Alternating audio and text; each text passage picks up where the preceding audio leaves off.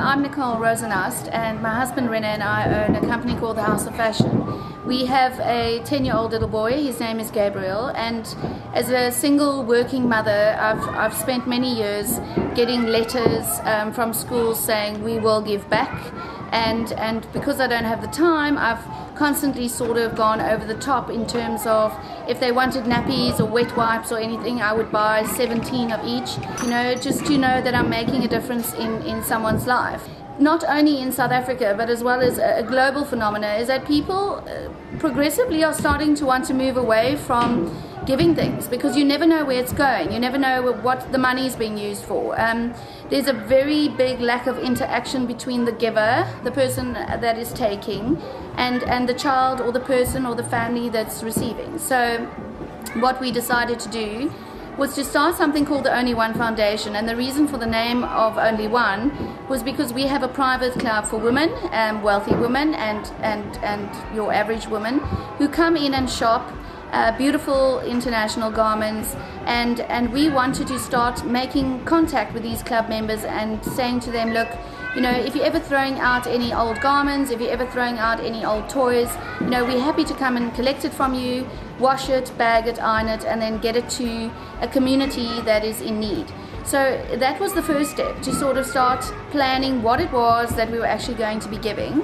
And then we went to a phase 2 where we decided to identify a project. Obviously, for me, I wanted to be able to target a project that was not being funded by government. I wanted to target a project that was empowering a community where they were not getting anything from government or social development because they don't actually tick all the boxes, so they don't really fit into a criteria.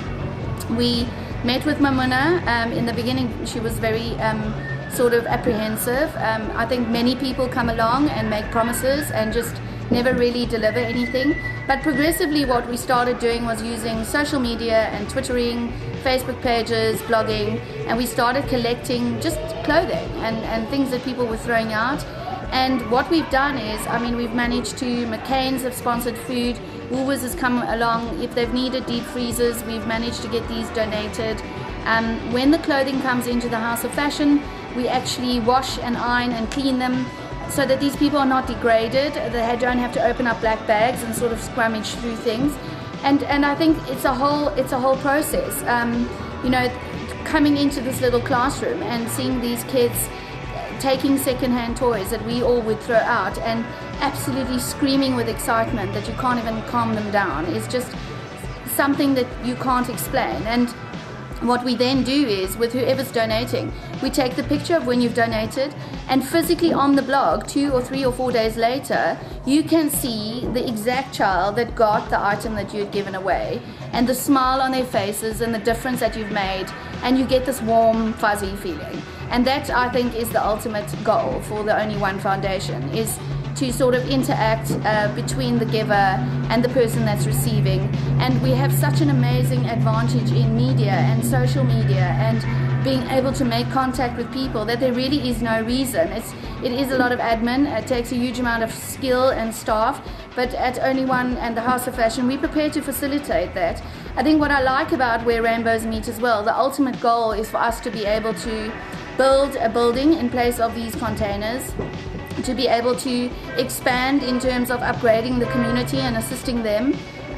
We have a wish list which is on the blog. There's so much that these people need, and if you're watching this movie and it touches home and this is something that you feel that you'd like to be a part of, the idea eventually is to take these containers and to move them into the next community area, start the same thing over again, and then to be able to expand Where Rainbows Meet.